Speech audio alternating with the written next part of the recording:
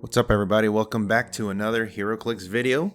We are in the Rares section of the Empyre competitive review.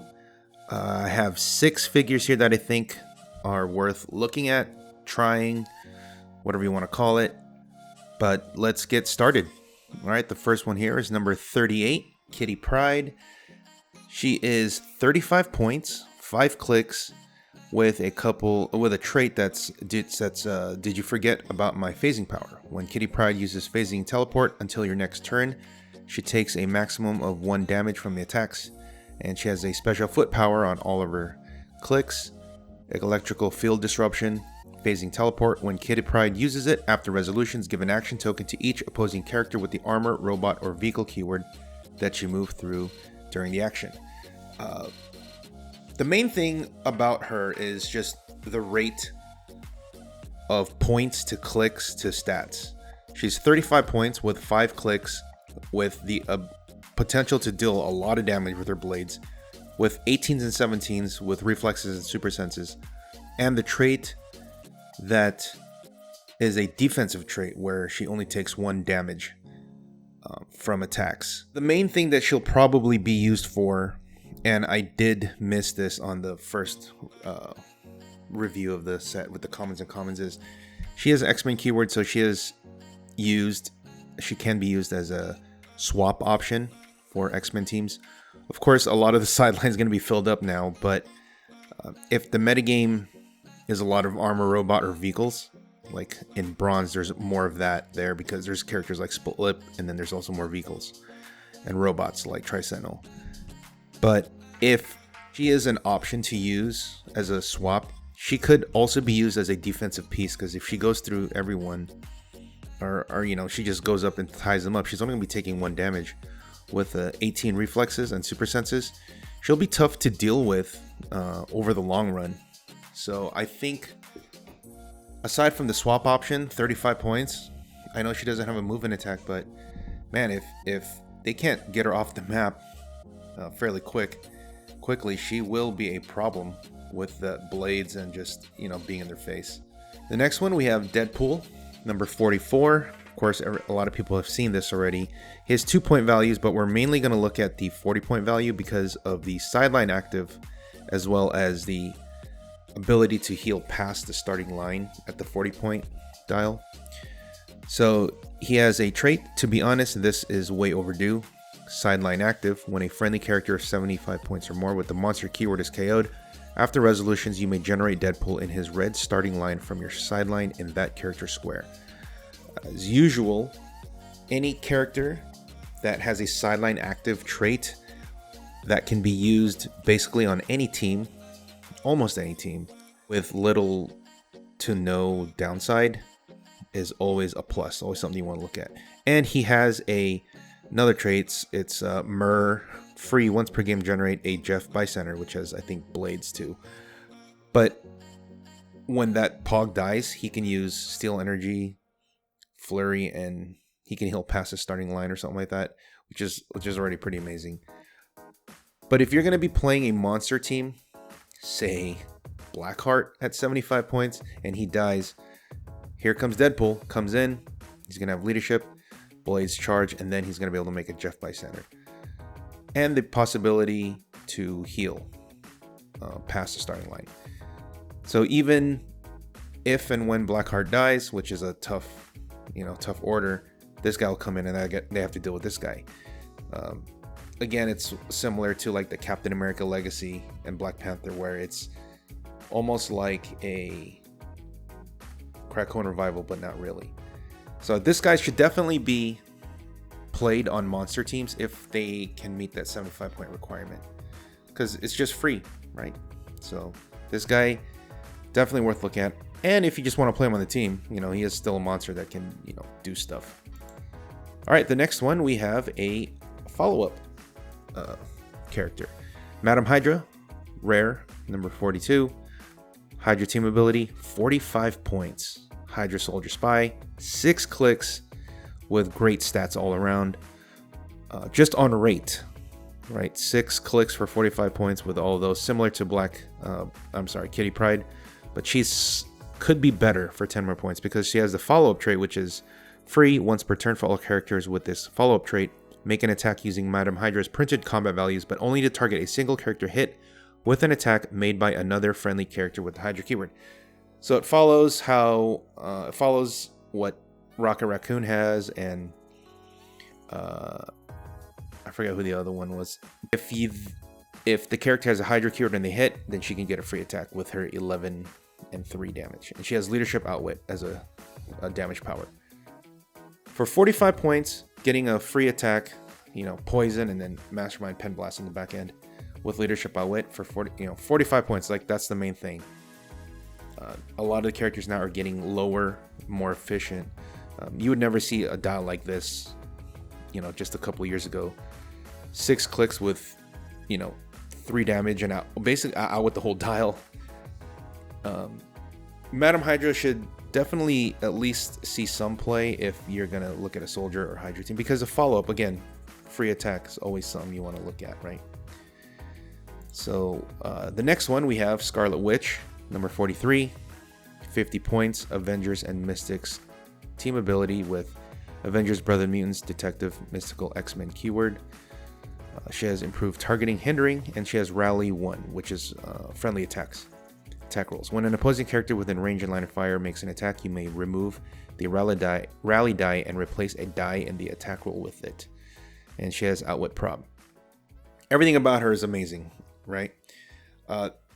When you roll a 1, you now have a potential, essentially evading an attack, because you can replace one of their die rolls in their attack roll with that 1, and most likely it'll miss, right? Her stats are pretty good. 5 clicks, Outwit Prob the whole dial, and she has TK, Phase, ESD. One thing to note here, this is kind of like a throwback character or homage to the 50-point Scarlet Witch from Chaos War. Very similar to what she does. However, she's the same amount of clicks, TK, ESD, Phase, all that stuff. But she was 75 points. This is 50. Again, goes to show where we are headed. Because a dial like this would be 75 points or more. And the stats are worse back during the Chaos War days. So it's 25 points less with a better dial. Better powers too. I think this Scarlet Witch should see some play. If anything, if you miss an attack, you at least have a 1, which means you can probably make them miss. And of course, Mystics is always welcome, right? All right, then we have another recruiter character in Black Panther, number 47A. It's the A side to the Prime, T'Chaka. 60 points, 7 clicks, so on rate is already above normal, because anytime you can get less than 10 points per click with significant powers and stats, that's at least worth looking at, right? He has improved movement elevated, and has Recruiter Wakanda power. Choose a character with the Wakanda keyword in your KO area that hasn't been chosen for or generated by a recruiter effect. If you do, generate a character with the Wakanda keyword from your sideline that has a lower point value than the chosen character. This game, they can't be replaced and they score immediately. Okay. And he has his defense power on the first 3 clicks and the last click. Super senses. When he uses it and succeeds after resolutions, deal an adjacent opposing character 1 penetrating damage. That's a bonus. You just super senses, but the extra damage is whatever. But the recruiter is what we're looking at here. It's still up in the air to see how strong recruiter is, but again, bringing extra guys in is always good. The one thing that's kind of cool about this is if you have a Black Panther, if a Black Panther was KO'd already, and then you bring in a Captain America from the Legacy to take his place, then you can use this Black Panther to recruiter effect, targeting that Black Panther that died, and bring in another Black Panther that's lower points, and then have him on the board, and then if he dies, you can bring another Cap to replace him. So it's just, I think it's an interesting chain that you could do with this guy. But I think, you know, for 7 clicks, 60 points, it's pretty solid. Blaze all the way through, charge, leadership. I really would like, you know, to see you know, the Wakanda team is really getting a lot of support now, so we should take a look at that team seriously now, especially with T'Chaka on the board, as well as Black Leopard, although you can only play one. But it would be interesting to see if the recruiter effect is actually going to be played, right? Okay, and the last one here is, I don't know how to pronounce it. I'm just going to say Rl'nnd. Rl'nnd, the rare number 49. It's the X-Men Super Skrull. Skrull's X-Men team ability, 75 points. The role tag, is an ally, and the sideline active trait is called Engineer to replace the X-Men. Unique modifier: friendly captains and sidekicks modify attack +1 when attacking one or more characters with the X-Men keyword. That's just whatever if you're gonna put him on your sideline, but we're gonna look at him more as a character that's played on the map. Okay, he has powers of the X-Men. It's free. Choose 2 powers from the following list. Rl'nnd can use those powers until you choose again. Phase teleport, running shot, charge, blades, pen blast, energy explosion, ESD, super senses regen. You know, for 7 clicks, 75 points, you know, when you're comparing him to the other characters that have just better rate, you know, 10 points or less per click, he's a little bit more. However, he's got solid stats all the way down, right? Half of his dial, more than half is an 11 attack, and 10 he is close combat expert. But choosing these powers makes him definitely more playable. He has sidestep, shape change, so obviously now his shape change is going to be 4 through 6. But, you know, if he uses running shot, pen blast, it's already solid. If he uses charge blades, solid. Running shot, energy explosion, and then if need be, he can regen, or he can phase and then regen later. He can super sense ESD for defense when he's tokened out. This guy's a perfect candidate for the power gem because he has charge and running shot, and he's going to have close combat expert and range combat expert his whole dial now with the power gem. So he'll be a 12 for 5 permanently, and then he can combo it with or pen blast or blades. I mean, maybe you don't want to use blades, but if the Skrulls get more support, I think they've already gotten a lot of support, so this guy's worth looking at. Also interesting to note, he is an X-Men, so you can also put him as a swap option if, you know, you really need to.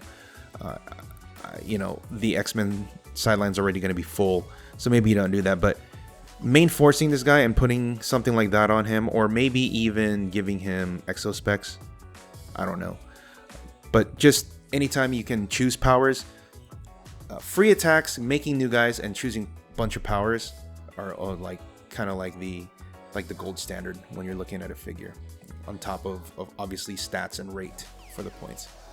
So I think this guy is a dark horse sleeper from all of these figures because he's a little bit on the higher end. But who knows? We'll see if he does something. All right. Well, that's the end of the rares review. We'll be looking at the super rares next time, and then we'll be looking at chasing primes. So hope you guys enjoyed it. Let me know if I missed something. I know I missed Dagger the first time, and I didn't really. She was on the cusp, but what I didn't realize was I could have looked at her as a swap option. So that's something that I missed.